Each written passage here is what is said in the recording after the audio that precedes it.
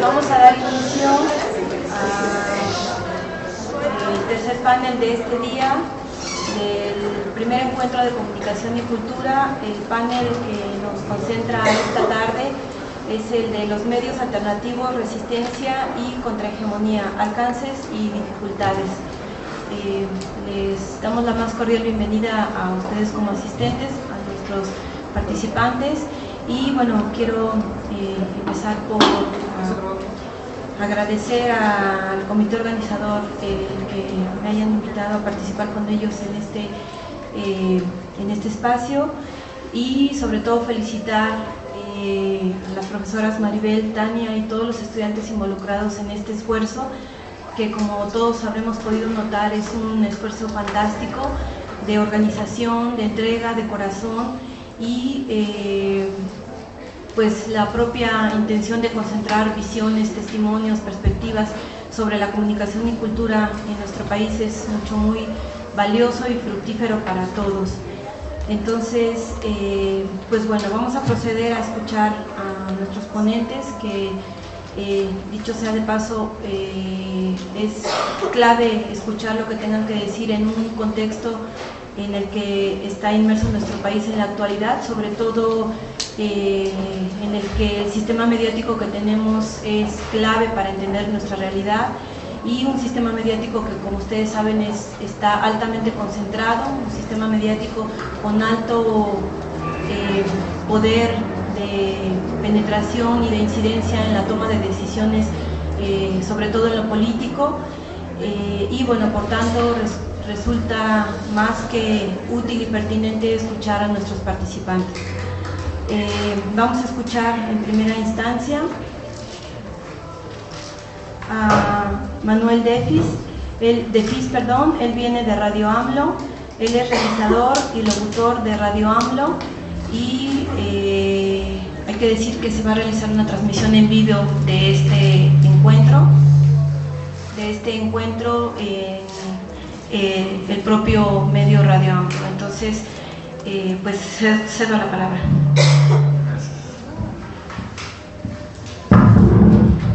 Buenas tardes. Antes que nada quiero yo felicitar al grupo que organizó esta protesta contra la guerra estúpida de Calderón. Merecen un aplauso y mi reconocimiento. La importancia de los medios alternativos. Déjenme ponerme los lentes porque ya estoy viejo. Creo que para entender el potencial de los medios alternativos de comunicación en México es necesario hablar un poco del contexto en que se encontraba la prensa en la segunda mitad del siglo pasado.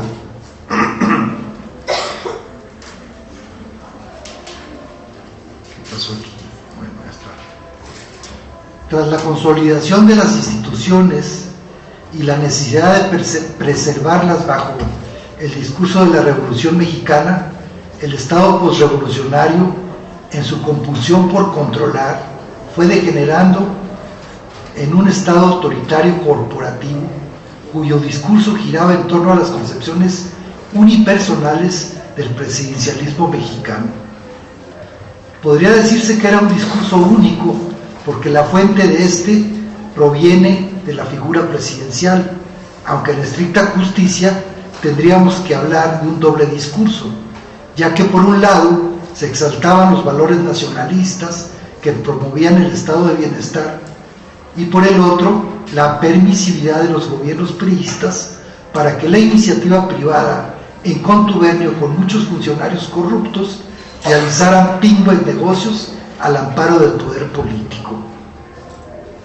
Esta red de complicidades que se fue formando a lo largo de décadas no se entendería sin el control de los medios masivos de comunicación, tanto escritos como electrónicos. La prensa escrita estaba supeditada a varios candados o formas de control muy eficientes en su época. Por una parte, el gobierno tenía el monopolio del papel a través de la empresa paraestatal PIPSA, empresa fundada por el general Cárdenas para regular el mercado del papel en beneficio de la incipiente industria editorial y periodística del México postrevolucionario. Esta empresa, como muchas otras instituciones creadas con el fin de fomentar el desarrollo en determinados sectores de la economía, sirvieron también como mecanismos de control y de presión a favor de intereses que no siempre respondían a las necesidades del país o a una colectividad determinada. En este caso, el hecho de que PIPSA tuviera el monopolio de la importación y producción del insumo principal de cualquier periódico se convertía no solo en el regulador del mercado, sino en un eficientísimo censor de toda publicación. Inclusive, antes de la llegada de los gobiernos neoliberales, ya se habían desarrollado otras formas de control más sutiles, pero no por ello menos eficaces. Hay una anécdota de Vicente Leñero que Vicente Leñero describe en su libro Los Periodistas, en el que narra el golpe al diario Excelsior, que bajo la dirección de Julio Scherer García incomodaba a los empresarios y al gobierno de Luis Echeverría Álvarez. Leñero escribía que un grupo de empresarios notables se quejaban con el presidente de las críticas que las plumas de Excelsior hacían. Cabe recordar que era la época de la plenitud de la Guerra Fría, y en esa época se consideraban subversivas y una amenaza al statu quo cualquier expresión de simpatía con la Revolución Cubana, por ejemplo, o una denuncia a los abusos de la iniciativa privada, o que un periódico osara tocar la figura presidencial, al ejército o al clero. El presidente Echeverría lo único que le contestó a los empresarios que estaban molestos, les dijo que la solución era muy sencilla, que lo único que tenían que hacer era dejar de comprarle publicidad al periódico. Era la forma más fácil de controlar y de presionar a un periódico.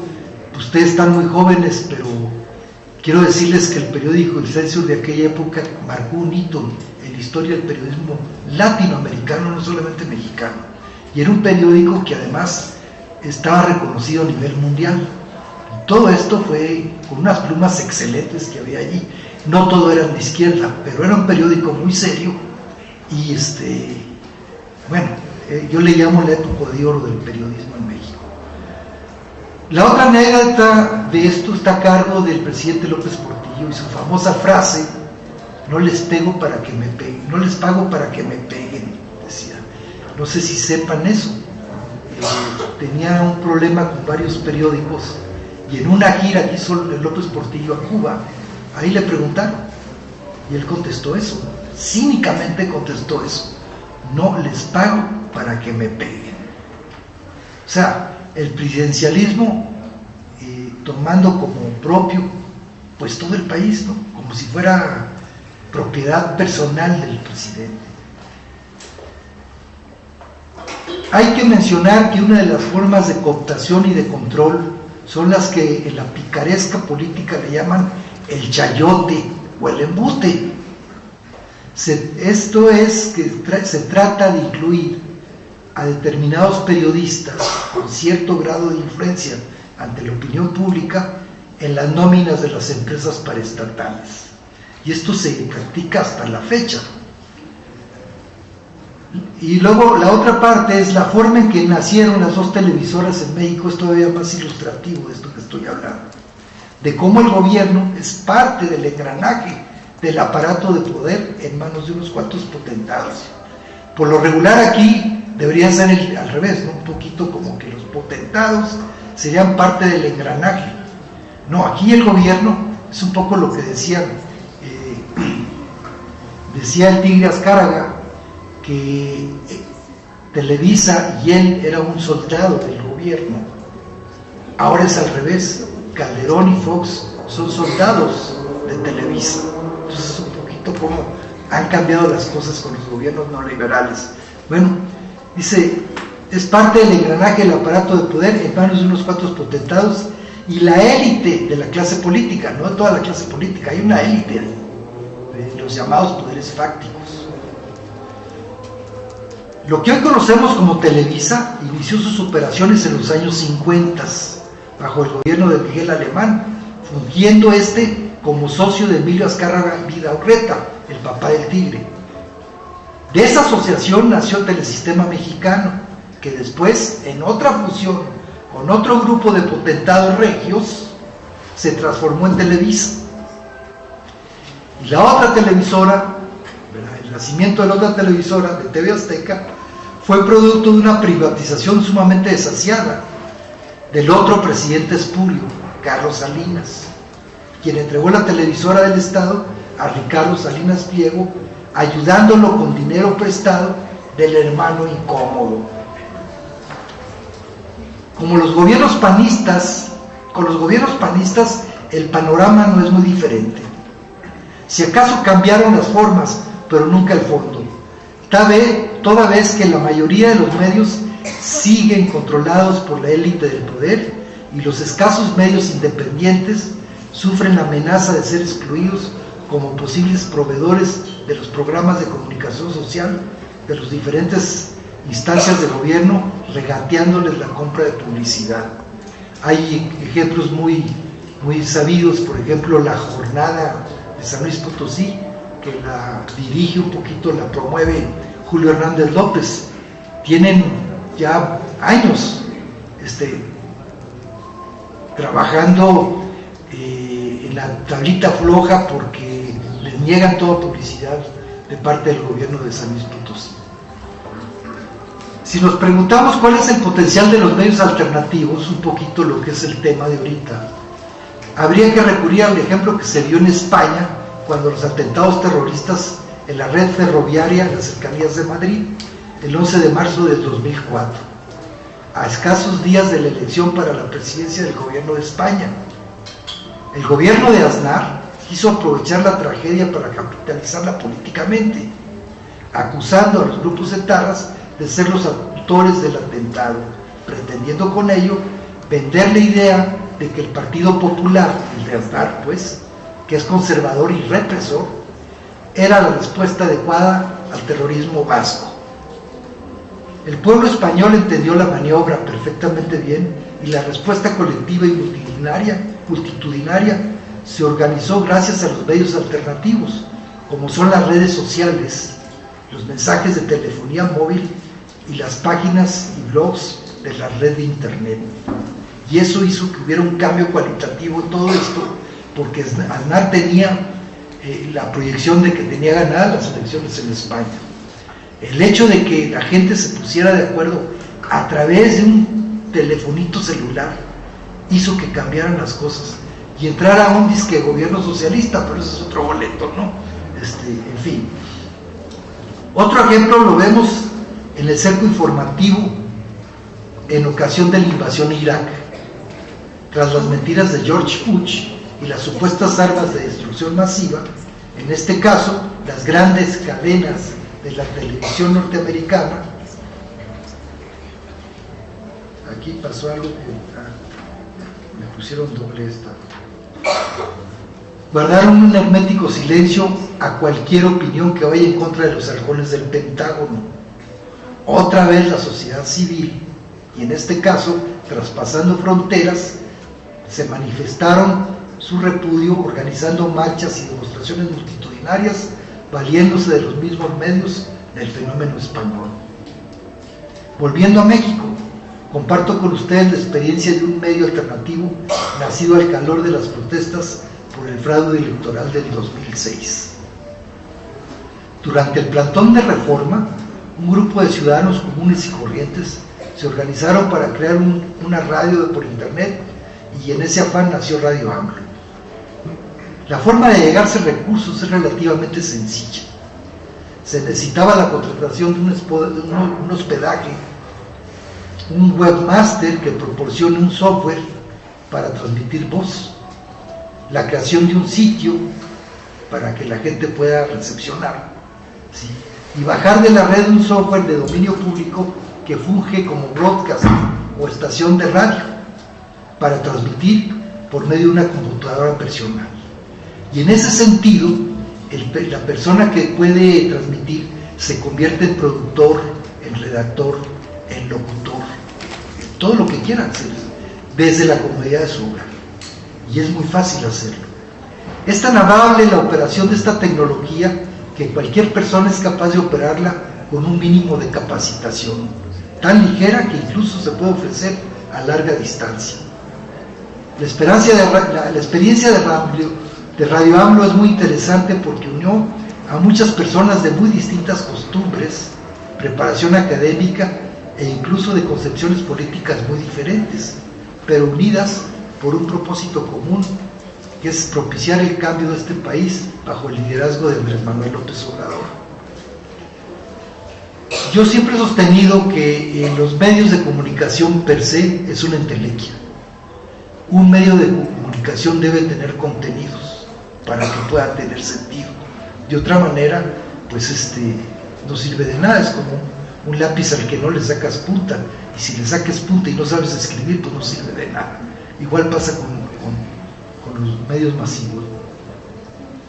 Como experiencia personal les comparto que en aquellos aciagos días de julio del 2006, ante la ausencia total de noticias acerca del movimiento que exigía el voto por voto, casilla por casilla, buscaba yo en internet algún sitio que me mantuviera medianamente informado. Me encontré con un blog del Sendero del Peje y en él el enlace con Radio AMLO.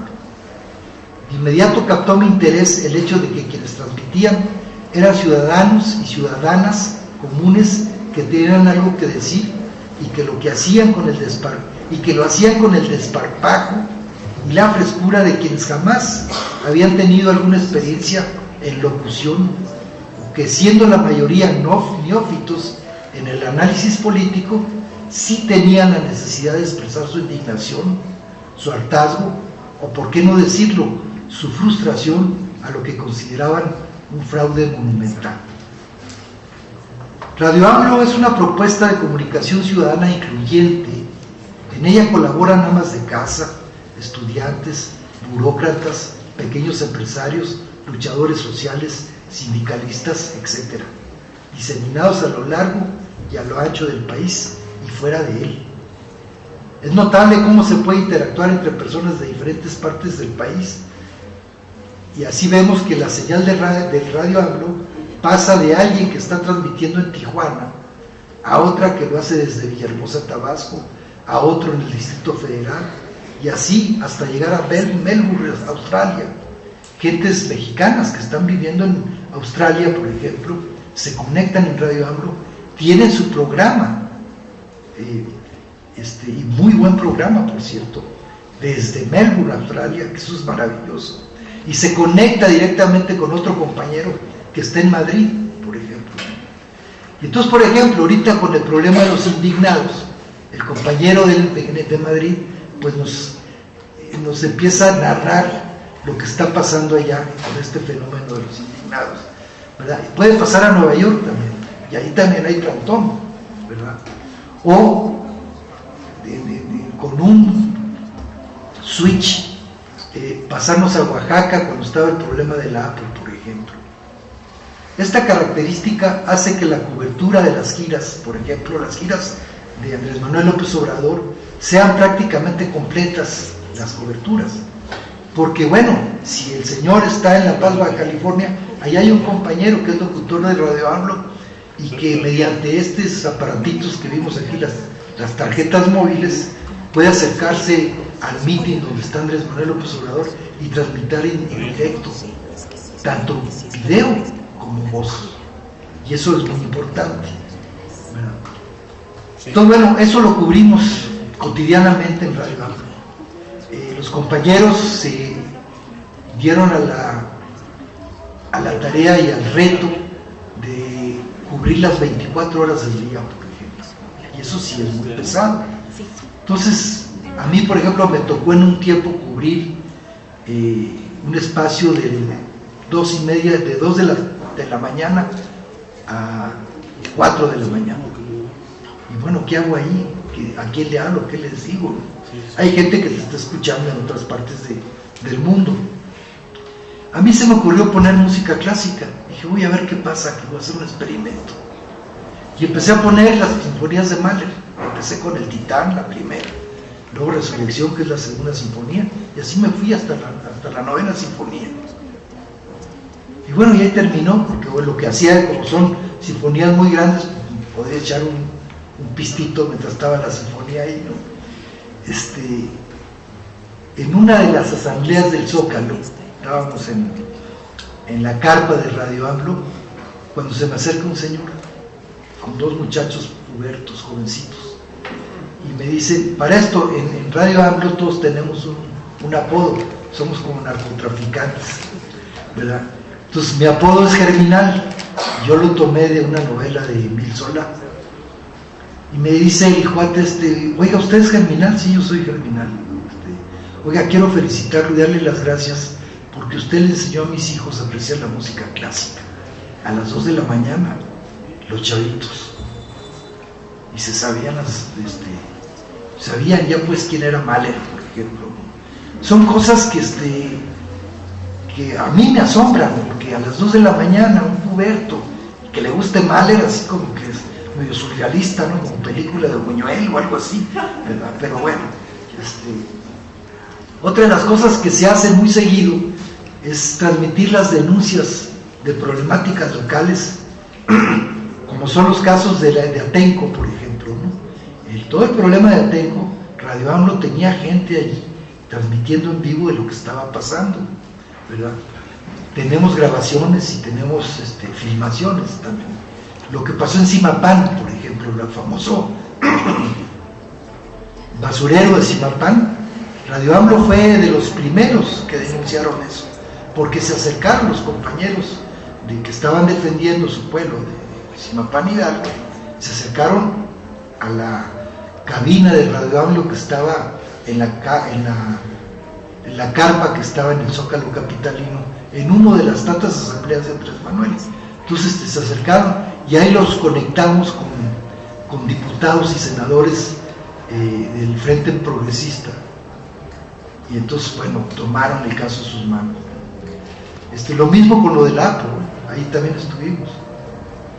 Y obviamente todo esto, lo que para nosotros era más importante era transmitir las asambleas de la resistencia civil pacífica. Todas las asambleas era muy importante. La compañera Pato, que está aquí a un lado, conseguía, por ejemplo, apostarse en una de las oficinas del Distrito Federal, o rentaban algún cuarto de los hoteles que están dando a la calle del Zócalo para tomar tomas, perdón la redundancia, ¿no? La cámara pudiera tomar pues todas las concentraciones masivas que se estaban dando ahí, ¿verdad? Alguna vez, una experiencia que a mí me tocó hace poco, fue en uno de los gritos de independencia, precisamente el del 2010, que estaba todo el refregón en varias partes, y en Reforma y en el Zócalo, y Andrés Manuel daba el grito en Tlatelolco.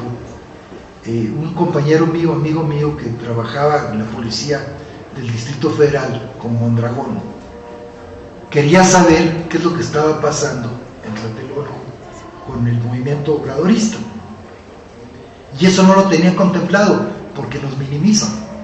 O sea, el movimiento obradorista no pinta para ellos, aunque sea el movimiento más congruente y más estructurado en este país desde el punto de vista de oposición. Bueno, a mi amigo se le prendió el foco y dice, pues a través de Radio AMLO. Ellos se conectaron a Radio AMLO para tener la información en la policía del Distrito Federal, porque no tenían cámaras ellos ahí, por ejemplo. Son cosas que suceden, ¿no? La otra gran apoyo que hicimos o tratamos de hacer fueron las jornadas en defensa del petróleo, ¿no? Mientras que para la gente, para la derecha, como todavía ahorita lo estamos viendo, como Peña Nieto, que otros le dicen penamiento, dice que hay que abrir el petróleo a la iniciativa privada, y salta Cordero diciendo esa es idea nuestra. Se están peleando por vender México, de ese tamaño está, y los medios masivos de comunicación oficiosos y oficiales callados. Y aquí entran muchas gentes que muchas veces vemos como pues los más decentes. Carmen Aristegui, por ejemplo, no habla una palabra de eso. Si les dicen, por ejemplo, hablan de reforma política, y a la hora de entrevistar al que de veras sabe de reforma del Estado, que es Porfirio Muñoz Ledo, con todas sus fallas y todos sus defectos que tenga, pues no hay, creo, ninguna persona tan capaz como Porfirio Muñoz Ledo para hablar de reforma del Estado. Pues no, pues mejor entrevistan a, ¿cómo se llama el de Sinaloa? Al que peleó por la presidencia de la República, que perdió, pues el primero que perdió, fue el nombre, la Bastida Ochoa, en fin. Y la otra gran vertiente que tenemos nosotros como parte de los contenidos como sustancia es las conferencias de los círculos de estudio. El Fisgón, termino, ¿sí? El Fisgón organizó una serie de círculos de estudio donde se invitan gente, llega la gente, platica, y ponentes de muy buen nivel nos abre un poquito la mente, ¿no? Lo que hacemos es transmitir esas ponencias, esas conferencias, y después pegarlas a los blogs. Ustedes pueden meterse, por ejemplo, a un blog, a una página que se llama Radio Cuapa TV, que también tiene su radio aparte, que es el Círculo de Estudios Cuapa, y ahí está una serie de conferencias que pueden ahorita recuperar en el momento que quieran, gentes como, ¿quién les diré? Como Lorenzo Meyer o como Víctor Flores Solea, gentes de muy buen nivel, dándonos conferencias de muy buen nivel. Bueno, con esto termino diciendo que los colaboradores también hicimos los eventos afines, apoyamos los eventos afines a la izquierda con la lucha del ESME. Eso para nosotros, yo tuve el privilegio de transmitir las primeras asambleas cuando recién vino el trancazo contra el ESME, desde el auditorio del ESME. Los colaboradores abordan sin ninguna cortapisa los temas que ellos juzguen importantes. Obviamente nos une un factor común: conservar la llama de la esperanza por un cambio profundo y verdadero en nuestro país, a la luz de las propuestas del nuevo proyecto de nación impulsado por el Movimiento Regeneración Nacional, Morena.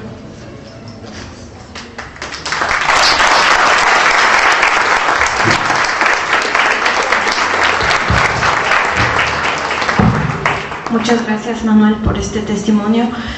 Vamos a escuchar ahora a Fernando Oliva Quirós. Él es secretario de Educación y Propaganda, miembro del Comité Central del Sindicato Mexicano de Electricistas y es director de la revista Lux, que tiene 83 años de existencia, que no es poca cosa. Gracias.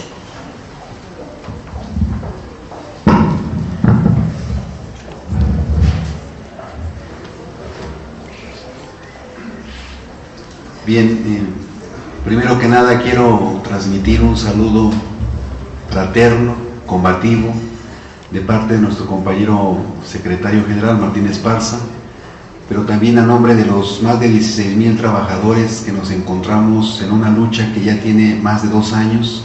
Estamos en la resistencia, combatiendo a este mal gobierno. Quiero agradecer el espacio que se nos da aquí en esta honorable universidad.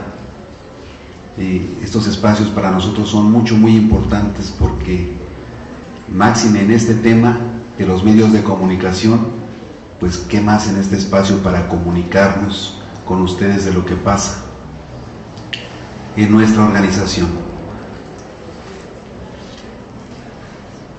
¿Cuáles son las bondades de los medios alternativos? Bueno, pues uno de ellos es que en este momento nos estemos conectando con Radio AMLO. Nos hace favor Patti de colgarnos de su señal a través de Lux Televisión. En este momento en tiempo real se esté transmitiendo. Y bueno, pues también me honra aquí la presencia de Mario Viveros del canal 6 de Julio, que quizás ustedes tengan la fortuna de haber visto varios videos de este órgano tan importante que es el canal 6 de Julio. ¿Cuál es la diferencia de los medios alternativos con los medios burgueses? Pues que los medios burgueses están operando para el sistema. ¿Cuál es? Pues el que dicta el Fondo Monetario Internacional, el Banco Mundial, operado por los sicarios de la economía, operados desde Washington, desde Estados Unidos, y que simple y llanamente se están apoderando de los sectores estratégicos de nuestro país y del mundo entero. ¿Cuál es la diferencia con los medios alternativos? Pues que los medios alternativos dicen lo que estamos viviendo abajo en la realidad, y que no lo van a decir ni en TV Azteca, ni en Televisa, ni mucho menos en Milenio. Entonces los medios alternativos tienen esa fuerza, inciden directamente porque nosotros somos los que estamos padeciendo y viviendo la pobreza extrema. 70 millones de seres humanos que nos encontramos en la pobreza o en la pobreza extrema. Y bueno, aquí hay que hacer varias reflexiones de ustedes jóvenes que están estudiando, y es un área tan importante. Yo a veces en varios mítines he expresado con enojo, con molestia, y les digo a los que están trabajando para los medios que no hay un código de ética profesional entre ustedes. Y yo creo que sí, no lo sé, pero yo creo que debe de haber.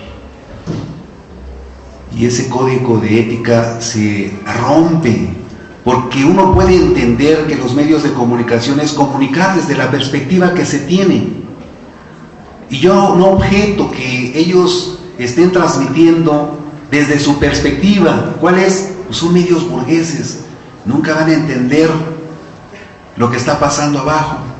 Pero es muy diferente romper el código de ética cuando se transgrede, cuando se violenta la fuente de la información. Y es ahí donde no estamos de acuerdo. Hace unos días nos dan la toma de nota, que fue prácticamente el inicio de nuestro conflicto, de meterse a la autonomía del sindicato. El sindicato el próximo 14 de diciembre va a cumplir 97 años. Nació en 1914 y es uno de los sindicatos más democráticos. Pero como desconocemos y nos vamos sobre lo que los medios burgueses nos dicen, ¿y cuál es la referencia del sindicalismo? El Bester Gordillo. Y entonces, como el Bester Gordillo y otros cuantos son así, pues entonces catalogan a todo el movimiento obrero y al sindicalismo de una manera que no corresponde a la realidad. Nos dan la toma de nota y nos devuelven 21 millones de pesos que nos incautaron, porque se metieron a nuestras cuentas y no nos dejaron abrir nuestras cuentas. Como parte de la operación de querernos liquidar, de querernos ver muertos, pues no tienen recursos.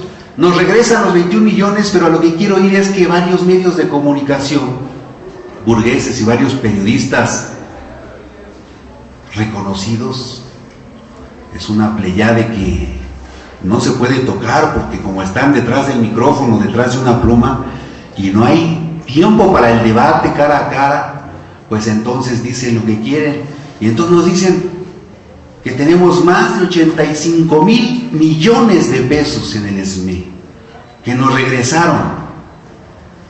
Y uno se pregunta, ¿de dónde carajo sacaron esa información? ¿De dónde la sacan? Como en otra nota decía, no, es que quieren el recurso los del SME porque ya van a comprar armas. Si ya van a comprar armas, entonces no hay que darles. Y en otras nos decían, ya hay una relación ahí con Hugo Chávez, ¿no?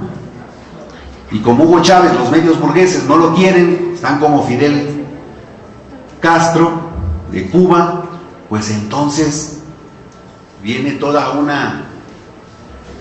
un paño de noticias de los medios que inundan, que orientan o malorientan. Y entonces pues se forma un caos. Para nosotros los medios alternativos han sido fundamentales. Primero, bueno, pues esta revista que cumple 83 años de haberla sacado permanentemente. Llevamos 2 años que no la hemos podido imprimir por falta de recursos. Se imprimió este suplemento especial que habla de el 50 aniversario de la nacionalización de la industria eléctrica. Los medios burgueses ni tocaron el día. Se cumplieron 51 años este pasado 27 de septiembre y nadie lo tocó. Carmen Aristegui ahí dio una efeméride, cuando es un día fundamental para los mexicanos. Son 83 años y la intención de este medio de comunicación no solamente es el difundir, sino el de formar y el decirle a nuestras hermanas organizaciones obreras, campesinas, cómo ha sido la lucha del sindicato, cómo se organiza, con marchas, con mítines, con plantones, con foros. Este es el propósito de formar y transformar la conciencia dentro del movimiento obrero en nuestro país. A partir de lo que nos pasó del golpe criminal de un presidente que opera como delincuente por la noche, que nos asaltaron, nos despojaron, nos quitaron nuestro trabajo, sin derecho a audiencia, sin derecho a réplica, sin derecho a sacar nuestras pertenencias.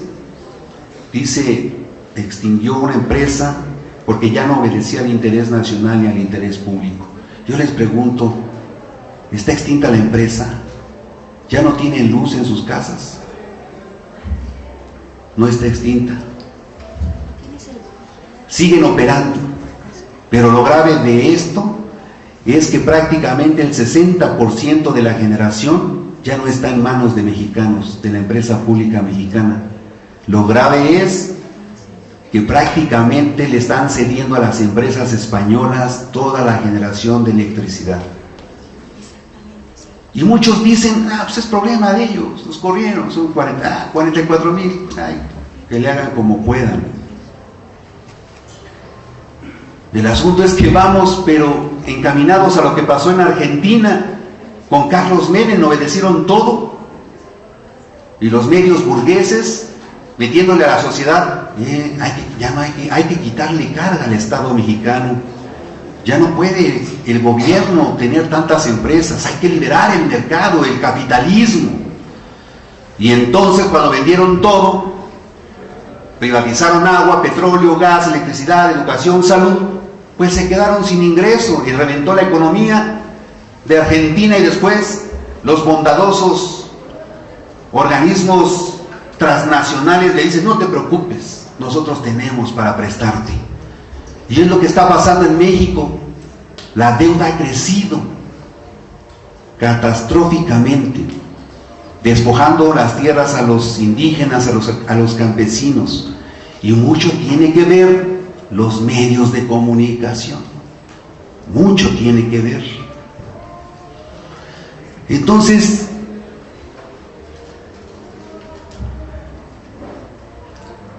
hay que hacer un balance.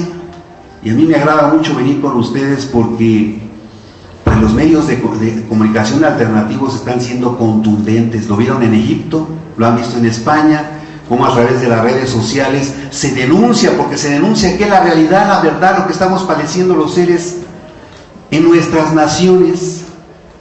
Y hoy vemos también como hoy en Veracruz, el gobierno de Veracruz encarcela a algunos tuiteros que mandaron ahí unos mensajes. Los está riesgoso, pero así opera el sistema. Si yo les pregunto ahorita, ¿el capitalismo está en crisis?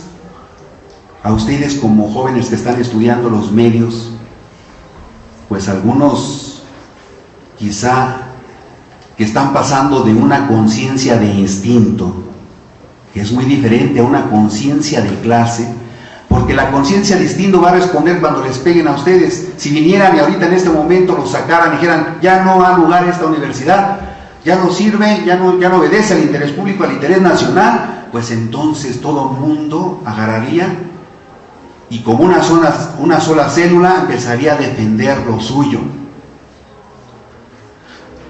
Y esa es una conciencia de instinto, respondemos por instinto. Vaya la redundancia. La conciencia de clase trae otro asunto y es conocer cómo opera el sistema.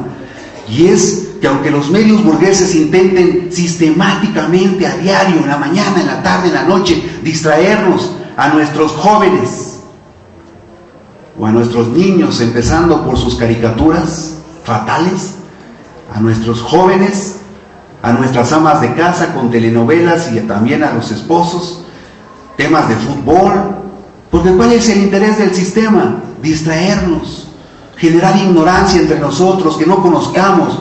Hoy en las escuelas ya quieren quitar la materia de historia. ¿Ya para qué conocer quién fue Benito Juárez? ¿Ya para qué conocer quién fue Madero? ¿Qué hizo Adolfo López Mateos? Lázaro Cárdenas. Para ellos no hay que conocer. No hay que conocer porque si no conoces, ¿cómo te va a doler? ¿Cómo sientes una identidad como mexicano si no conoces tu historia? Ustedes jóvenes no son los jóvenes del futuro. Y sistemáticamente son los jóvenes del futuro, no. Ustedes son los jóvenes del presente.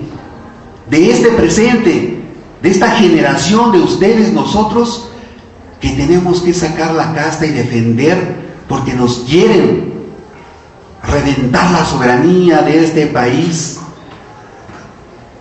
Se están llevando nuestro petróleo y los diputados y senadores no hacen nada, por Dios.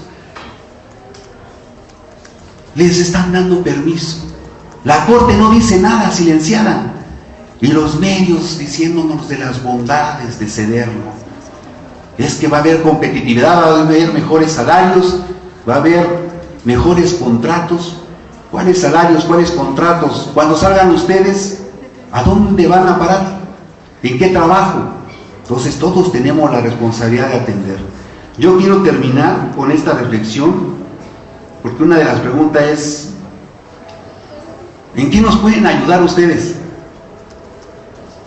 Los necesitamos urgentemente, compañeros, porque nosotros los obreros necesitamos de conocimiento, el teórico y el práctico.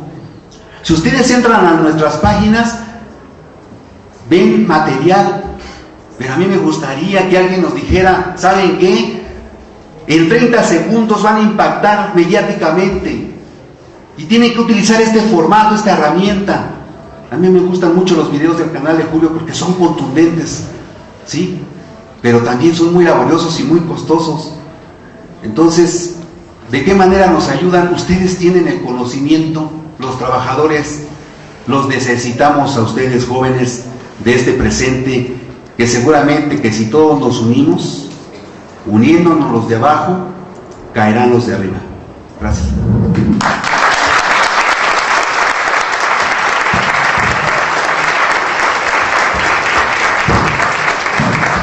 Gracias, Fernando. Vamos a escuchar ahora a Mario Viveros Barragán. Él es profesor investigador de la UACM, de esta universidad. Él es integrante del Centro de la Investigación y Producción de la Imagen y realizador del canal 6 de Julio. Bienvenido.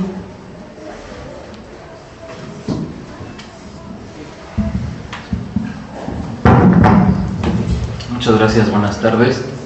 Quiero empezar, pues primero agradeciendo la invitación a los organizadores, agradeciendo también las palabras de Fernando, te agradezco mucho. Y pues a ustedes por estar aquí. Yo trabajo en la universidad, pero mi trabajo fundamental ha sido desde hace muchos años, trabajo con los medios, con el audiovisual, fundamentalmente con el documental, que es lo que hacemos.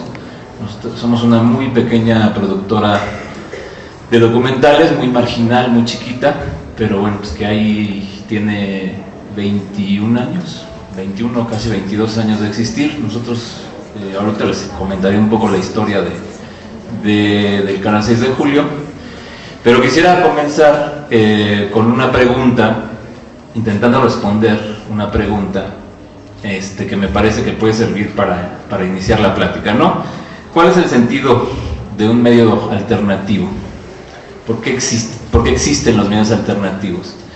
Y la respuesta es obvia, pues. En países como los nuestros, la gente tiene la necesidad de estar informada. Y con esta cerrazón de los medios oficiales, de los medios, digamos, dominantes, pues existen otras personas que también quieren emitir mensajes, y existen movimientos sociales, y existen luchadores sociales, y existen un montón de cosas que suceden alrededor de nosotros que tienen que contarse.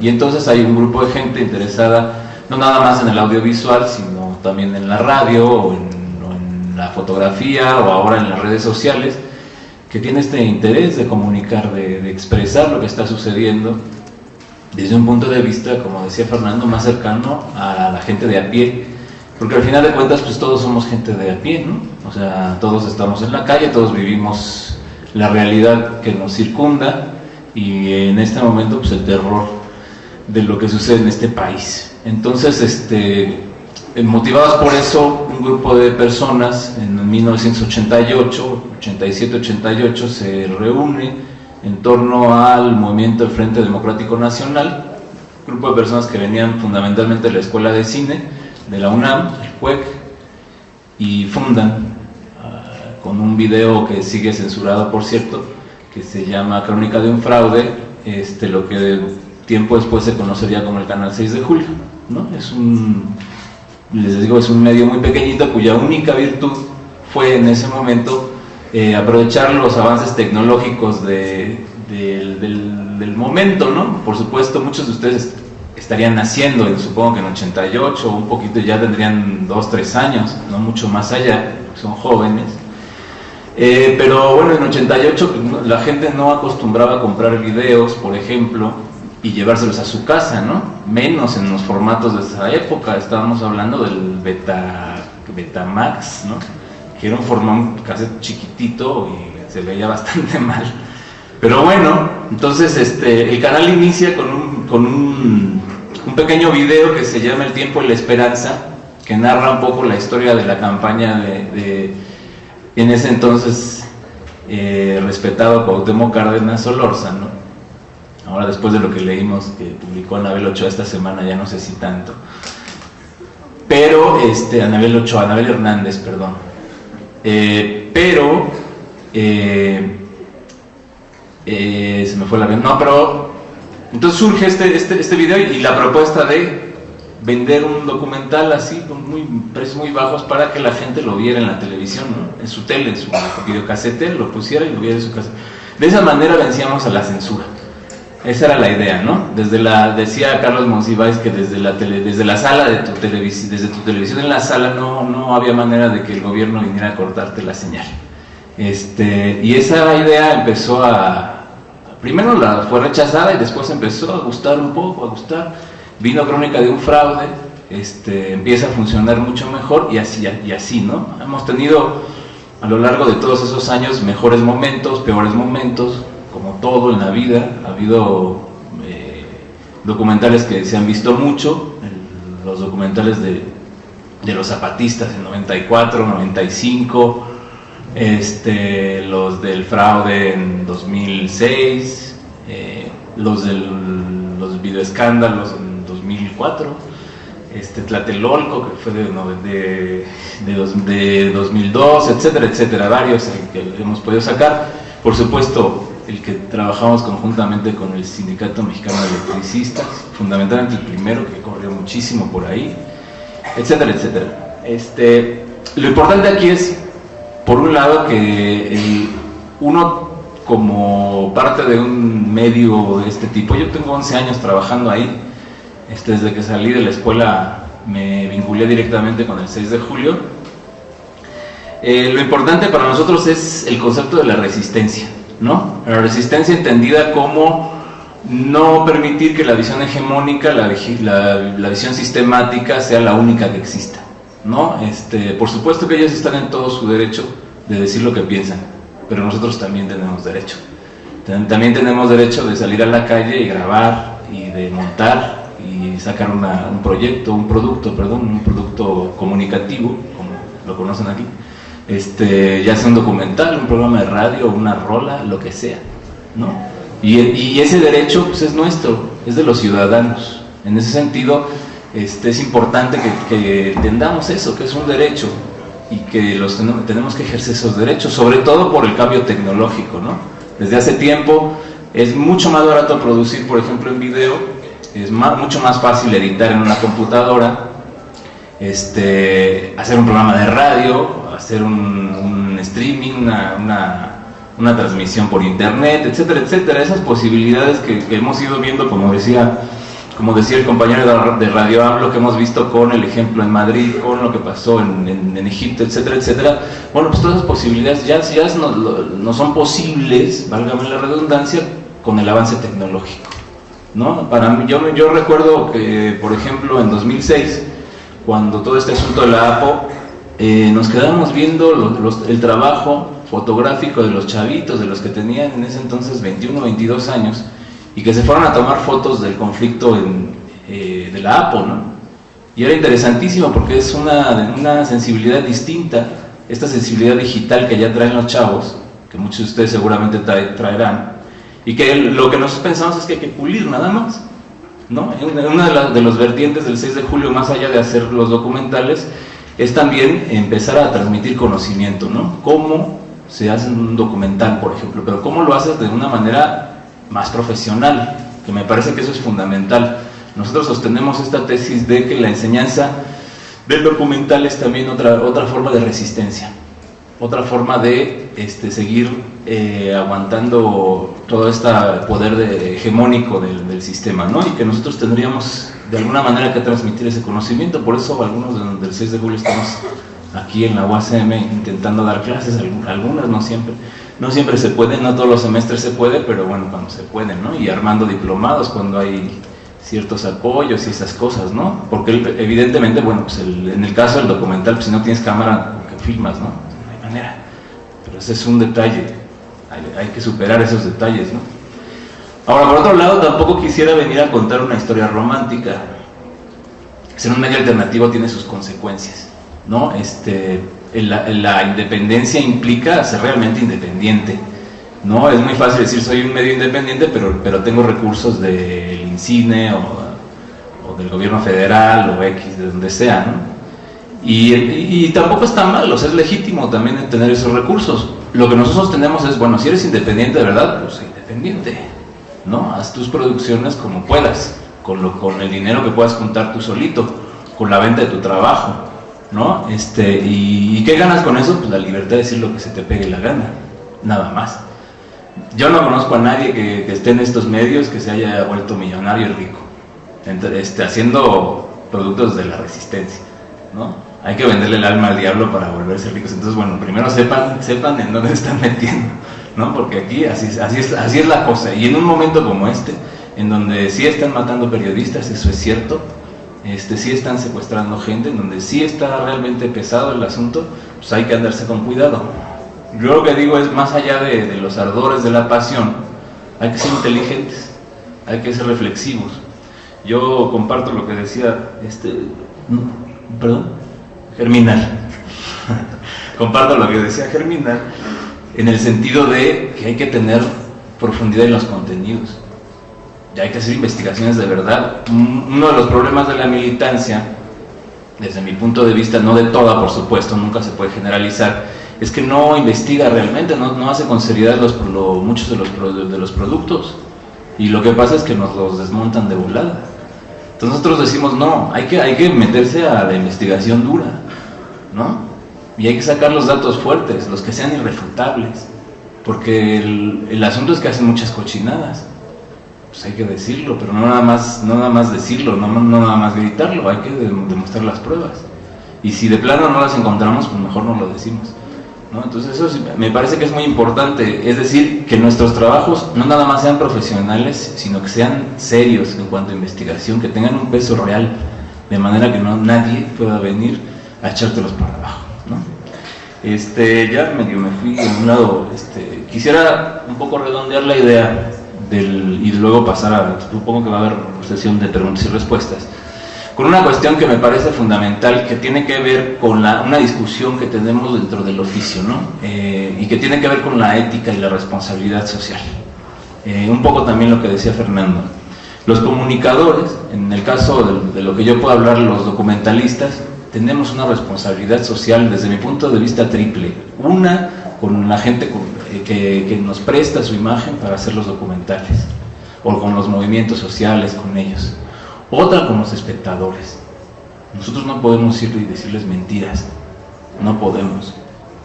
Y la más importante, con nosotros mismos, ¿no? Porque yo sí pienso que para poder ver a la gente a los ojos, es importante que uno no tenga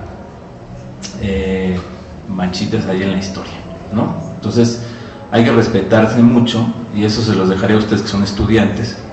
Hay que respetarse mucho, aunque eso implique a lo mejor no avanzar tan rápido en nuestra carrera profesional. Hay que picar piedra, pues así es. Yo no sé, supongo que a ustedes les ha tocado picar piedra mucho, ¿no? Bueno, pues ni modo. O sea, así seguimos los que estamos un poco más grandes que ustedes. Seguimos picando piedra. Pero como recompensa tenemos la posibilidad de mirar a la gente a los ojos y decirle, no le debemos nada a nadie. Lo que decimos lo sostenemos. Por supuesto tenemos una postura muy clara, ¿no? Y esa postura clara me parece que es una de las discusiones más obvias. O sea, la objetividad famosa con la cual dicen estos que se erigen en jueces de la sociedad, pues no existe, no es tal, ¿no? Todo el mundo tenemos una posición en el mundo, tenemos un punto de vista y hay que sostenerlo, ¿no? Entonces, bueno, yo les diría a ustedes que tengan mucho cuidado con esa responsabilidad social, sobre todo ustedes que son estudiantes de una universidad pública, ¿no? Porque además pues están en deuda con su sociedad, que es la que está pagando sus estudios, ¿no? Eso pasa con todos los que son estudiantes, fuimos estudiantes y somos profesores de las universidades públicas. No somos, por supuesto, un fraude educativo, claro que no, pero para decir eso pues tenemos que demostrar el trabajo. Entonces yo los invito a que que consuman a los medios alternativos, que los analicen, que los critiquen, hasta los del 6 de julio, que nos digan en dónde estamos mal, y ese es el debate. Nosotros producimos videos para generar el debate, para decir, hey, nosotros la vemos así, ¿ustedes cómo la ven? ¿Cómo ven al país? Nosotros lo vemos, lo voy a decir tal cual, de la chingada. ¿Ustedes cómo lo ven? Y ya que nos digan cómo lo ven, ¿qué hacemos? ¿O lo dejamos así? Yo ahí la dejo y luego seguimos platicando.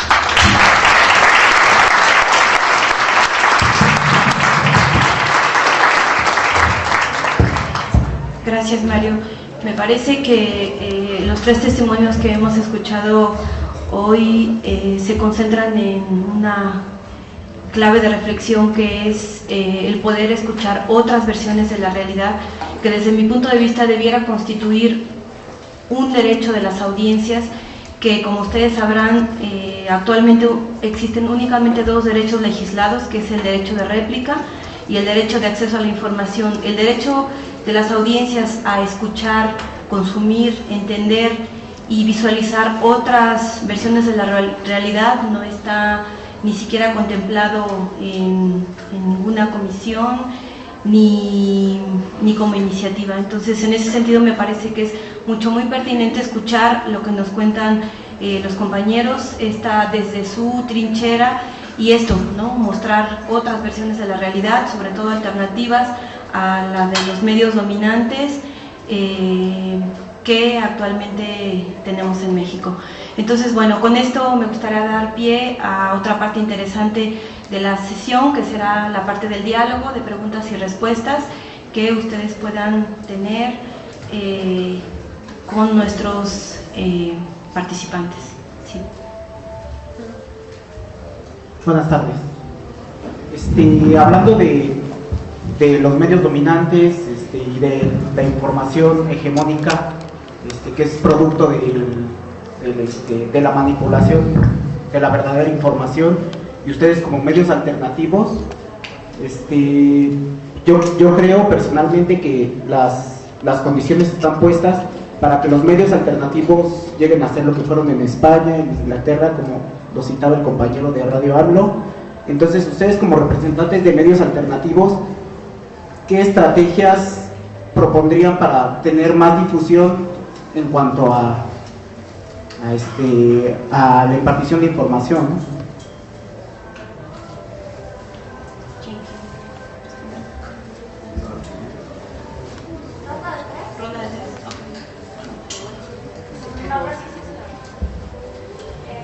Bueno, yo antes que nada agradecer a los tres ponentes por participar en esta mesa. Creo que abre nuevas esperanzas, nuevas expectativas para muchos de los estudiantes. Cuando estamos en clase, ¿no?, inevitablemente surgen las preguntas sobre cómo combatir este monopolio, ¿no? Y entonces muchas veces se les caen los hombros a los estudiantes pensando, bueno, pareciera ser que el monopolio es Televisa y no se puede hacer nada al respecto. Sin embargo, bueno, creo que la presencia de estos testimonios vienen a abrirnos como una nueva veta de esperanza. Y en ese sentido va mi pregunta, ¿no? Yo tuve la oportunidad de entrevistar a Enrique Valdivia para hacer mi tesis de doctorado, que es locutor de Radio AMLO, y él me platicaba estrategias de sobrevivencia, es decir, mantener un medio alternativo sin caer en la tentación de comercializar la información es una tarea súper difícil. Entonces, aquí hay estudiantes de comunicación y cultura que de alguna manera están visualizando en un futuro no muy lejano tener su propio medio alternativo. La pregunta es, para ustedes, ¿cómo le hacen? ¿Qué estrategias de sobrevivencia tienen como medios alternativos que de alguna manera le han dado la espalda a comercializar la información y a decirle no a la publicidad empresarial? Gracias.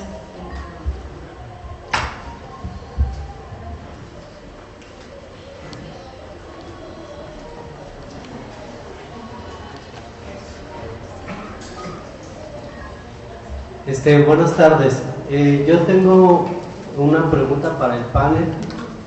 Ayer y hoy he escuchado el mismo comentario por parte de los panelistas, donde dicen que a nosotros, cito las palabras de un panelista en la mañana, que nos importa más el desmadre, que nos importa más la tele o el fútbol. Y yo siento que este es un comentario con una gran carga simbólica, moral. Yo te reviraría la pregunta y diría, ¿por qué nos cuestionan a nosotros esto si ustedes como generación precedente, o sea, no estoy materializando a alguien en especial, permitieron que esto pasara así? Entonces, ¿por qué ahora siendo que nos quieren como que cargar el muertito cuando esto es todo un proceso de más atrás? Ese sería mi comentario, mi pregunta.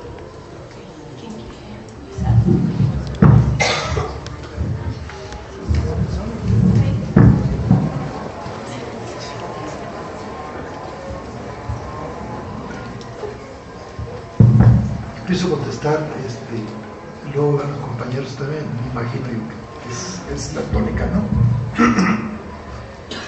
Si ya es tiempo de hacer lo que se hizo en España, dice el compañero, yo soy de la idea que los movimientos sociales mucho tienen que ver las coyunturas, los momentos históricos determinados. Quiero darte un ejemplo, por ejemplo, lo que sucedió en 1985 con el temblor aquí en la Ciudad de México. La gente se volcó como una sola persona a levantar esta ciudad de nuevo. Los barrios se organizaron, salieron líderes por donde quiera. Fue un momento de necesidad lo que hizo que la gente reaccionara, tomara conciencia, la conciencia de la que hablaba el compañero de Lesmé, que yo le llamo conciencia del parásito, o sea, la conciencia social, ¿verdad? Todos estamos jodidos y de alguna manera hay que levantar esto. Lo que está sucediendo en España obedece a un momento determinado, que es diferente al de México. La derecha es muy dada a querer traslapar o trasladar fenómenos de otras partes acá y querer que esas, por ejemplo, a Andrés Manuel Carato le exigen si se parece a Lula o si se parece a Chávez o a Fidel Castro, y Andrés Manuel les contesta: yo quiero un modelo mexicano. a la luz de la historia de México. No tengo por qué estar trayendo otras cosas. ¿Qué viene con esto? La gran pregunta que estás haciendo es: ¿hasta dónde va a aguantar el pueblo mexicano de tanta barrabasada que hay todos los días? Eso es algo que de veras es importante. De tanta, ¿cómo le llamaría yo? Tanta burla a la inteligencia del mexicano por parte de la clase dominante, ¿verdad? Ya va a llegar un momento que tiene que reventar. Es algo que le llaman masa crítica y está a punto de darse. ¿Cuándo? No lo sé. Es bien difícil saber eso. Así lo veo yo, ¿no? O sea, los medios serán un soporte más, pero no es. La conciencia de clase se adquiere por las necesidades de uno mismo, de las conciencias de uno con los demás, y el medio ayuda a hacerlo nada más, pero no es el factor principal para que se haga. ¿Cómo comercializar la información? Mira, yo al menos en mis programas de Radio AMLO tenía yo un dicho, un eslogan que me fusilé de Luis Hernández Navarro, el director de La Opinión de la Jornada, que dice que la información es un bien público y no una mercancía. Y en ese sentido, yo diciendo eso, de entrada me estoy curando. Pero si ya estoy diciendo eso, pues ¿cómo voy a hacer la mercancía? Pero ese es el caso mío, muy personal. Y echarle la culpa del valdemadrismo a la generación anterior. Compañero, yo le eché la culpa a mi papá también del valdemadrismo mío, ¿no? O sea, es así como una cadenita, ¿verdad? Yo creo que es injusto. Lo que le dijo el compañero en la mañana o el día de ayer, es injusto decir que ustedes son la generación X y una serie de cosas ahí. Hay que ver cómo el imaginario colectivo está manipulado por los grandes medios de comunicación masiva. El compañero hablaba de las telenovelas, del fútbol, de los panamericanos. Es muy triste, a mí me encanta ver el deporte, por ejemplo. Es muy triste ver los panamericanos y estar pensando que el espurio de Calderón va a estar dándole besitos a la Paula Espinosa, ¿verdad? O que todo el país esté chicharado. Es terrible eso, ¿verdad? Y el muchachito que se hinca todos los días y le reza a la Virgen de Guadalupe, ¿verdad? Lo tienen endulzado porque es un muchachito que salió de alguna escuela de curas de Guadalajara y es un muchachito bien portado, el típico nerd que mete goles en Inglaterra. Yo lo vería más por ahí.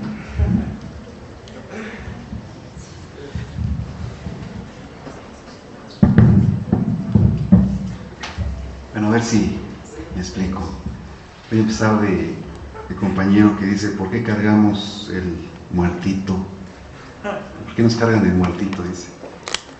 ¿Y por qué nosotros no hicimos nada? Pues claro que hemos hecho, compañero.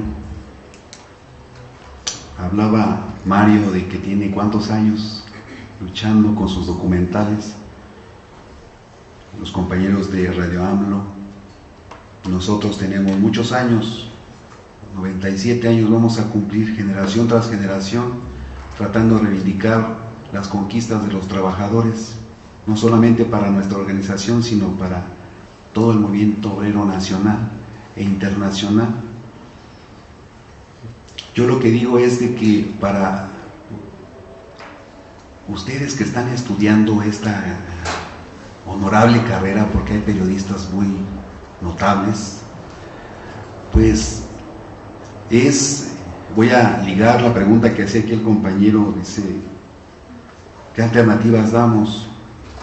Bueno, pues es que cuando hay conciencia de lo que está pasando, se puede entender mejor el problema y podemos hablar con la verdad o comunicar la realidad, ser imparciales, pero hay que conocer. ¿Qué alternativas? Bueno, pues hay varios movimientos sociales que se están dando y estamos esperando que, pues a la gente que está preparada, a la gente que tiene conocimiento.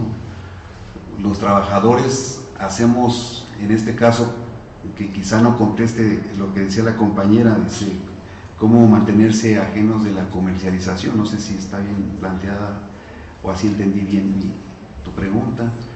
Nosotros en el caso del SME, bueno, pues no tenemos ningún ámbito de querer sacar, y bueno, algunos que tienen, como decía Mario también, pues si se quieren dedicar a los medios alternativos, como que no hay mucho,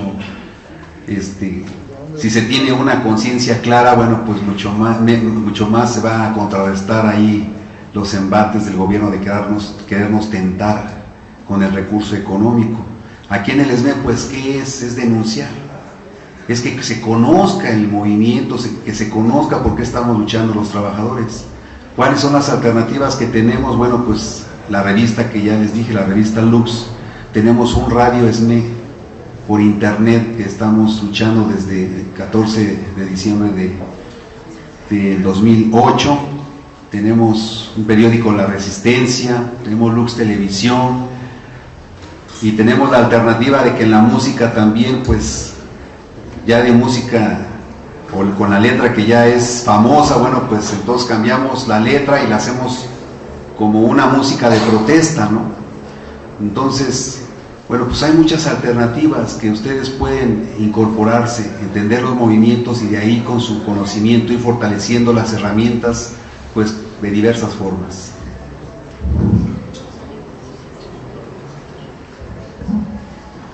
Bueno, primero, con referencia a lo que decía el último compañero de que se les echaba la culpa como generación, yo personalmente, ahora sí que no me puse el saco, ¿no? Yo la verdad es que no le echo la culpa a nadie, no me parece que sea una cuestión de culpas, o a lo mejor sí, pero no me parece que eso resuelva nada. ¿Qué hemos hecho? Tampoco es que seamos de generaciones tan distintas, ¿no? Pero ¿qué hemos hecho? Pues nosotros seguimos luchando como podemos, poniendo nuestro granito de arena. Digo, tampoco un documental, y esa es una conciencia que tenemos que tener clara, pues un documental no va a cambiar al mundo. No conozco a ningún documentalista serio que piense que con un documental va a cambiar al mundo. No, nosotros lo que hacemos es ayudar un poquito. Lo que pasa es que sí hemos ganado algunas batallas, los medios alternativos. O sea, no se les olvide. Si hemos ganado batallas, por supuesto que hemos ganado batallas, se los demuestro.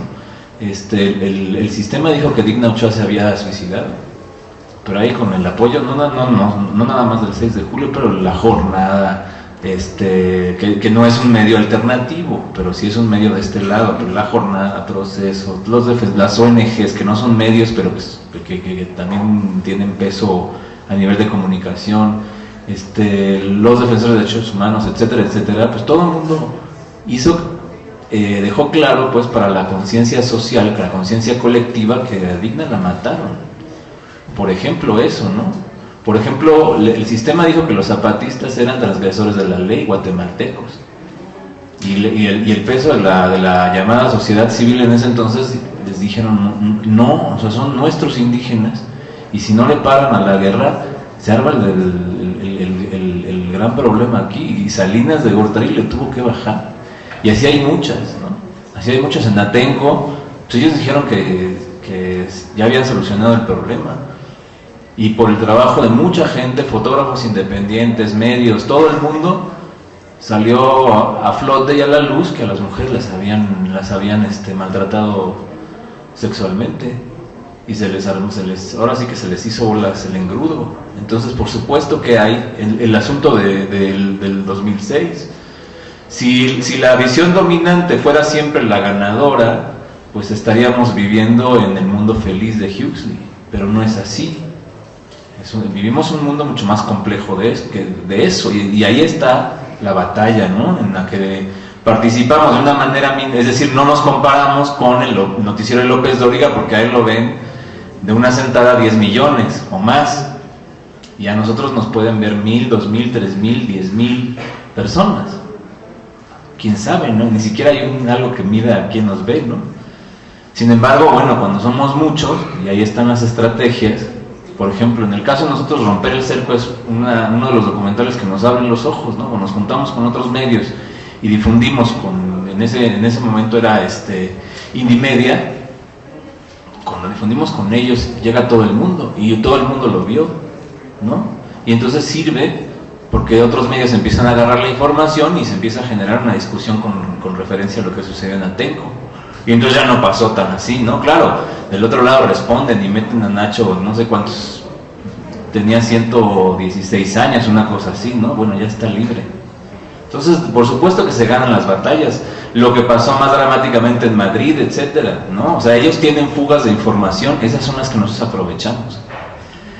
Por otro lado, ¿cómo sobrevivir? ¿Cómo difundir? Bueno, híjole, pues es la pregunta que nos hacemos todos los días. ¿Cómo le hacemos para seguir vivos, no? ¿Qué hemos hecho? Por ejemplo, en el 6 de julio lo que hemos hecho fundamentalmente es, pues estamos trabajando en las universidades, ¿no? Y hacemos el trabajo voluntario en el canal. ¿Qué nos da en la torre a nosotros como productores documentales? La piratería, nos hace pedazos. O sea, nosotros salimos con un nuevo producto y al ratito está 10,000 veces en YouTube y en el metro lo venden, ¿no? Está muy bien porque hay mucha difusión, pero no entra un centavo para el canal. Y entonces luego no hay dinero para seguir haciendo más videos. Por eso le bajamos al ritmo. Ahora generalmente producíamos 4 o 5 al año, ahora estamos haciendo 2 o 3, ¿no? Pero ahí seguimos. ¿Por qué? Porque hay una idea, que además es una idea que retomamos de la tradición documentalista, desde los 20, cuando Siga Vertov, que es uno de los documentalistas más importantes, un ruso, dice, bueno, lo que nosotros hacemos es un trabajo necesario. Y eso es lo que a nosotros nos queda claro, es un trabajo necesario, la sociedad lo necesita oír otras voces, necesita escuchar otros puntos de vista, aunque no esté de acuerdo con ellos, pero lo necesita escuchar. No, para mí una de las cosas más bonitas que he oído con referencia a mi trabajo es cuando alguien una vez ahí en el Faro de Oriente nos dijo, después de ver el documental de Zapatistas, nos dijo, esto que vi, yo no sé si es verdad o no, yo no sé si me están choreando o no, pero sí me deja claro que vivo en un país que no conozco, ¿no? Eso para nosotros es importantísimo porque sabemos que estamos haciendo algo necesario. Y yo diría, para terminar, que en estos tiempos, con 50,000 muertos, con la violencia que se vive, con la impunidad, con todo lo que estamos viviendo, empezamos a hacer, en el caso de nosotros, documentales de urgencia. Estamos en un momento de que los productos comunicativos son de urgencia y hay que hacerlos. Los que sean, como se puedan, para difundirlos donde se pueda. Y eso me parece que es la única manera de sobrevivir, pero también de afectar la realidad, ¿no? Es decir, de decirle a la gente, órale, muévanse, movámonos todos, ¿no?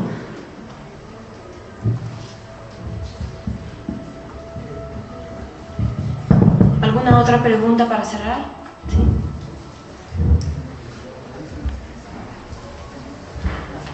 Bueno, más que, no sé si sea comentario o sea pregunta, bueno, no me acuerdo quién dijo que desde abajo podemos tirar a los de arriba, no se les hace como si fuéramos Egipto, ¿no? Con puras armas, porque si nos damos cuenta, llevan años de lucha desde abajo, promocionando, ya sea en los paros estos, haciendo meeting, y sigue habiendo la misma corrupción desde hace 200 años que empezó, si no es que más. ¿No se les haría o no se haría mejor si nosotros como comunicadores nos uniéramos y entráramos arriba a los más altos puestos y cambiáramos totalmente? Bueno, se suena como una fantasía o puede ser una utopía, pero pues sí podría ser, ¿no? Podríamos estar en los más altos puestos, en los mejores medios, cambiando, hablando como hablan ustedes, ya ser un líder de opinión a nivel nacional, a nivel Latinoamérica. ¿No se recomendaría mejor, en lugar de estar desde abajo con los medios alternativos, entrar directamente a los medios de masas? O sea, sería una pregunta que cada quien se podría responder o quisiera entrar. Yo, por ejemplo, yo sí quiero entrar a un medio de masas y poder cambiar desde arriba para ayudar a los de abajo, ¿no? Como un Robin Hood o algo así.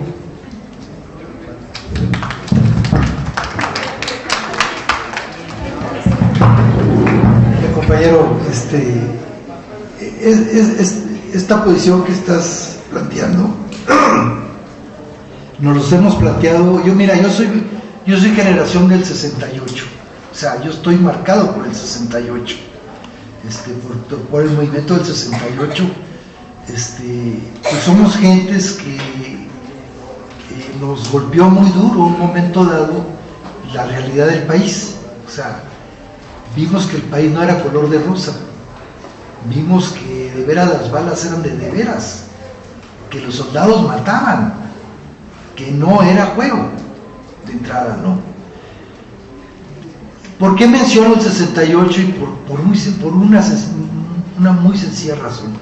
En aquella época se planteaban dos caminos, uno la vía electoral y otro la vía de la guerrilla.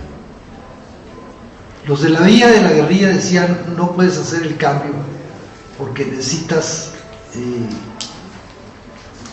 derribar el sistema de cuajo para cambiar todo, porque de otra manera no se puede. A los otros los tildaban de, yo era de los de este lado, de gradualistas. O sea, si llegamos al poder, luego cambiamos todo. Yo te hago una pregunta, un poquito no quiero cantinflear mucho. ¿La corrupción para ti qué es? ¿Es causa o es efecto? Es una pregunta que todos nos debemos estar haciendo ahorita. Para mí la corrupción es un efecto de algo, no es la causa. Si pensamos que todos los males de México es por la corrupción, estamos justificando muchas cosas que el sistema obliga a hacer. Si tú llegas al poder, llegas mañana, ya eres el presidente, no espurio, espero que no seas como el que te conté, ¿verdad? Y quieres cambiar todo el sistema, te aplasta. Cuando Obama subió al poder, Fidel Castro dijo una frase que para mí es lapidaria. Dijo que el sistema norteamericano, el imperio, es más poderoso que cualquier carisma. Esto es, el sistema te come. Lo que hay que cambiar es esa parte. ¿Cómo? Y ahí está el gran galimatías. Hubo una vez, en 1959, que la revolución cubana triunfó y se pensó que por ahí era. Pero vinieron otras, la revolución sandinista, Sendero Luminoso, los Tupamaros, una serie de movimientos, las FARC en Colombia, y ninguna triunfó. La postura, por ejemplo, de Andrés Manuel es esa. Dice, al fin de cuentas, si nos vamos por las vías de las armas, los Azcárraga y los Slim se van de México, no van a agarrar, no van a empuñar un fusil, se van a matar entre los pobres, para que todo siga igual. Entonces lo que hay que buscar son alternativas. Se están viendo un poco, por ejemplo, el caso de Venezuela, bueno, el caso de Brasil un poquito, y hay otras como Ecuador, en donde se van ganando, se van conquistando una serie de prerrogativas que espero que sean para siempre, porque eso también es cierto. Aquí estamos en la regresión total. Nosotros éramos vanguardia. Adolfo Chili, por ejemplo, habla, aparte de la revolución interrumpida, tenía una serie de artículos que le llamó la revolución de la madrugada, porque fue la primera revolución social del siglo XX. Y el artículo 123, por ejemplo, ¿verdad?, consagrado en la Constitución mexicana, era de súper avanzada. Era el único país en el mundo que tenía en su constitución conquistas laborales. Entonces, por ahí tendríamos que estar avanzando. Los medios masivos de comunicación no lo hacen. Nosotros, como alternativa, muchas veces lo hacemos así. Yo tengo un diplomado en planeación económica. Me permite un poco entender un poco la economía. Pero la ama de casa que me está oyendo y que me está tuiteando o me está haciendo preguntas por el chat, no sabe lo que quiere decir Producto Interno Bruto. Bueno, no tiene por qué saberlo, pero como yo más o menos lo sé, le puedo explicar con manzanitas de qué se trata. Y en ese momento estamos alimentando la conciencia del pueblo. Yo creo que es por ahí la vía. Ya me extendí mucho, pero es que no solamente somos unos, sino somos varios. O sea, no solamente yo quisiera cambiar el país, sino podríamos ser varios. Aquí hay de comunicación, de política, que podemos entrar, somos varios, no solamente seríamos uno entrar al poder.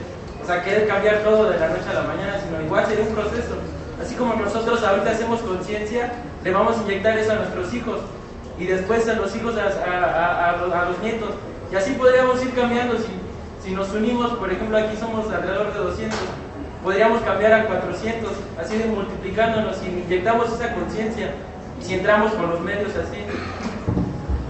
Ok, gracias Eder por compartirnos sus reflexiones, y con Con esta serie de ideas cerramos la mesa, les agradecemos a nuestros participantes, a ustedes, y les invitamos a continuar con el panel que sigue, que ya están aquí los participantes. El panel 4 es Marketing Político, Elecciones 2012. Muchas gracias.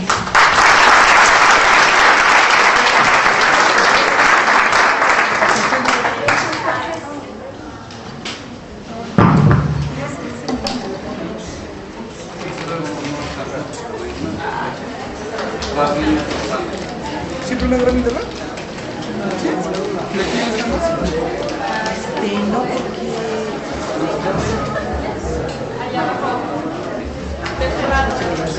¿Por dónde trabajas?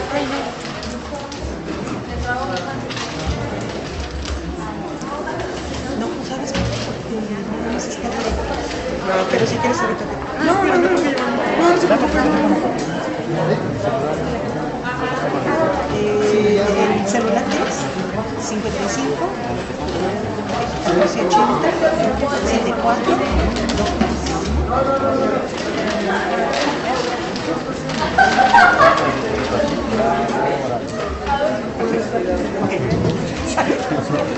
pero si pudieron competir, si pudieron. Lo que pasa es que me la señal en el México y cuando no te colgó. Mira, él entró por Twitter y me mandó un mensaje que cómo se colgaba. Parece que se pudo, mira, me estoy diciendo gracias. Toño, te doy la presentación ¿Cómo qué? ¿Dónde? No.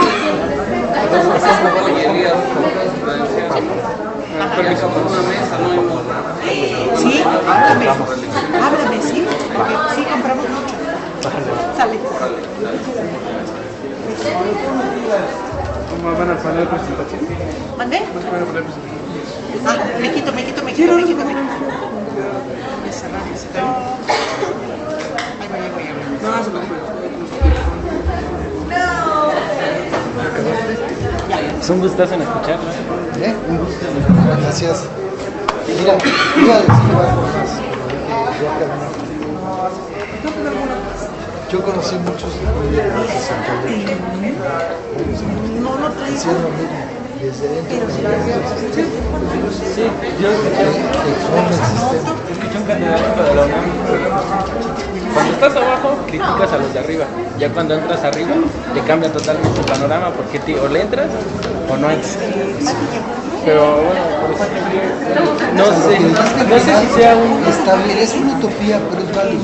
Ajá, no sé si sea un sueño. Rescátalo, Sí. ¿no? Es importante. Sí, ¿no? sí, Hay que rescatarlo. Sí, porque me he ido por medios alternativos también. Pero me dijeron, si vas a ser un medio alternativo, tienes que saber, tienes que investigar un contenido para que des algo. No nada más lo vas a dar, bueno, estamos en contra del sistema ya, sino tenemos que profundizar. Así es. Entonces, pues si todo... Tienes que leer mucho.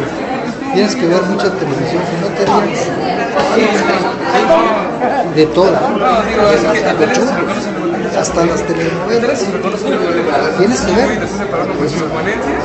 Tienes que leer muchos periódicos. Tienes que leer mucha literatura. Tienes que ver mucho cine. Para ser un buen comunicólogo necesitas todo. Escucha mucho radio. Analiza a Stegner. No, lo voy a poner en esta. Ya se murió. Te recomendaría yo. Pero los grandes periodistas y sobre todo lee los artículos de fondo de la jornada, algunos de Proceso, algunos del Universal y de Reforma, porque eso te va a dar una perspectiva. No te queda otra. Si realmente quieres ser comunicador, tienes que leer comunicación. Si no vas a ser uno del montón, un pinche jilguerito de gente. Y tienes que explicar bien, tienes que ir primero escribir notas que no te van a gustar y te va a dar hueva. La chamba. Bueno, métete a un grupo de se cortan. No, es que la televisión escuchan la música.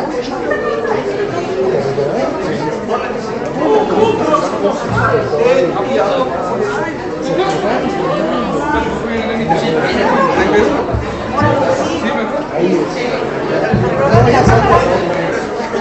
¿Vamos a grabar una foto con usted? Sí, claro que sí. ¿Ya lo aprendiste? Sí.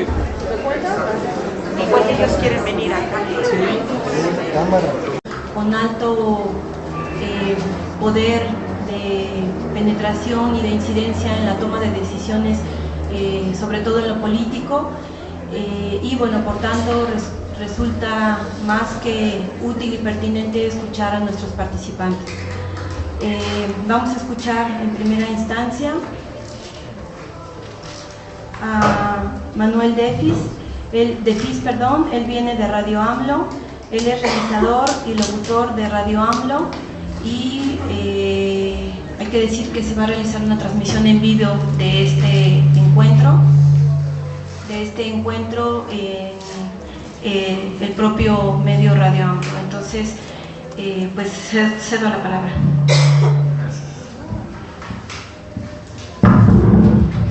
Buenas tardes.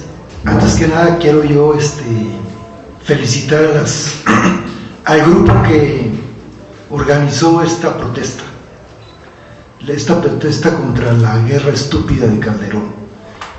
Merecen un aplauso y mi reconocimiento. La importancia de los medios alternativos. Déjenme ponerme los lentes porque ya estoy viejo.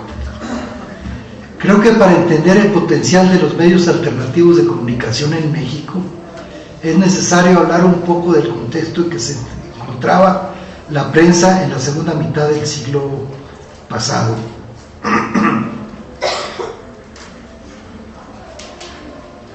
¿Qué pasó aquí? Bueno, ya está. Tras la consolidación de las instituciones y la necesidad de preservarlas bajo el discurso de la Revolución Mexicana, el Estado posrevolucionario, en su compulsión por controlar, fue degenerando en un Estado autoritario corporativo, cuyo discurso giraba en torno a las concepciones unipersonales del presidencialismo mexicano. Podría decirse que era un discurso único, porque la fuente de este proviene de la figura presidencial, aunque en estricta justicia tendríamos que hablar de un doble discurso, ya que por un lado se exaltaban los valores nacionalistas que promovían el estado de bienestar, y por el otro la permisividad de los gobiernos priistas para que la iniciativa privada, en contubernio con muchos funcionarios corruptos, realizaran pingües negocios al amparo del poder político. Esta red de complicidades que se fue formando a lo largo de décadas no se entendería sin el control de los medios masivos de comunicación, tanto escritos como electrónicos. La prensa escrita estaba supeditada a varios candados o formas de control muy eficientes en su época. Por una parte, el gobierno tenía el monopolio del papel a través de la empresa paraestatal PIPSA, empresa fundada por el general Cárdenas para regular el mercado de papel en beneficio de la incipiente industria editorial y periodística del México postrevolucionario. Esta empresa, como muchas otras instituciones creadas con el fin de fomentar el desarrollo en determinados sectores de la economía, sirvieron también como mecanismos de control y de presión a favor de intereses que no siempre respondían a las necesidades del país o a una colectividad determinada. En este caso, el hecho de que PIPSA tuviera el monopolio de la importación y producción del insumo principal de cualquier periódico se convertía no solo en el regulador del mercado, sino en un eficientísimo censor de toda publicación. Inclusive, antes de la llegada de los gobiernos neoliberales, ya se habían desarrollado otras formas de control más sutiles, pero no por ello menos eficaces. Hay una anécdota de Vicente Leñero que Vicente Leñero describe en su libro Los Periodistas, en el que narra el golpe al diario Excelsior, que bajo la dirección de Julio Scherer García incomodaba a los empresarios y al gobierno de Luis Echeverría Álvarez. Leñero escribía que un grupo de empresarios notables se quejaban con el presidente de las críticas que las plumas de Excelsior hacían. Cabe recordar que era la época de la plenitud de la Guerra Fría, y en esa época se consideraban subversivas y una amenaza al statu quo cualquier expresión de simpatía con la Revolución Cubana, por ejemplo, o una denuncia a los abusos de la iniciativa privada, o que un periódico osara tocar la figura presidencial, al ejército o al clero. El presidente Echeverría lo único que le contestó a los empresarios que estaban molestos, les dijo que la solución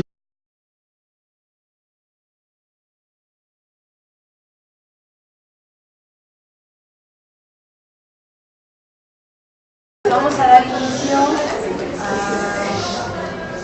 al tercer panel de este día, del primer encuentro de comunicación y cultura. El panel que nos concentra esta tarde es el de los medios alternativos, resistencia y contrahegemonía, alcances y dificultades.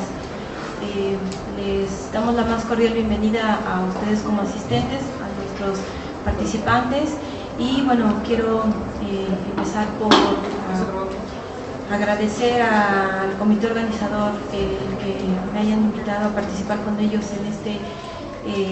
en este espacio, y sobre todo felicitar a las profesoras Maribel, Tania y todos los estudiantes involucrados en este esfuerzo, que como todos habremos podido notar es un esfuerzo fantástico de organización, de entrega, de corazón, y pues la propia intención de concentrar visiones, testimonios, perspectivas sobre la comunicación y cultura en nuestro país es muy valioso y fructífero para todos. Entonces, pues bueno, vamos a proceder a escuchar a nuestros ponentes, que dicho sea de paso, es clave escuchar lo que tengan que decir en un contexto en el que está inmerso nuestro país en la actualidad, sobre todo en el que el sistema mediático que tenemos es clave para entender nuestra realidad, y un sistema mediático que, como ustedes saben, está altamente concentrado, un sistema mediático... Era muy sencilla, que lo único que tenían que hacer era dejar de comprarle publicidad al periódico. Era la forma más fácil de controlar y de presionar a un periódico. Ustedes están muy jóvenes, pero quiero decirles que el periódico Excelsior de aquella época marcó un hito en la historia del periodismo latinoamericano, no solamente mexicano, y era un periódico que además estaba reconocido a nivel mundial. Y todo esto fue con unas plumas excelentes que había allí. No todo era de izquierda, pero era un periódico muy serio, y bueno, yo le llamo la época de oro del periodismo en México. La otra anécdota de esto está a cargo del presidente López Portillo y su famosa frase: no les pego para que me peguen, no les pago para que me peguen, decía. No sé si sepan eso. Tenía un problema con varios periódicos, y en una gira que hizo López Portillo a Cuba, ahí le preguntaron, y él contestó eso, cínicamente contestó eso: no les pago para que me peguen. O sea, el presidencialismo tomando como propio pues todo el país, ¿no? Como si fuera propiedad personal del presidente. Hay que mencionar que una de las formas de cooptación y de control son las que en la picaresca política le llaman el chayote o el embuste. Esto es que se trata de incluir a determinados periodistas con cierto grado de influencia ante la opinión pública en las nóminas de las empresas paraestatales. Y esto se